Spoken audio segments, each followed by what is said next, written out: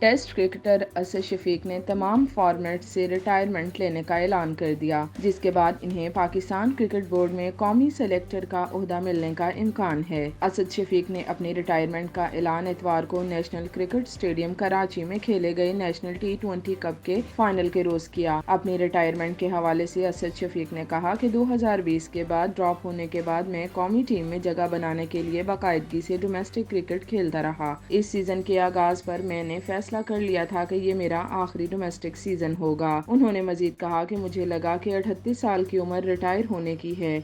मेरे अंदर वो जोश और जुनून नहीं रहा जो करियर के आगाज में था।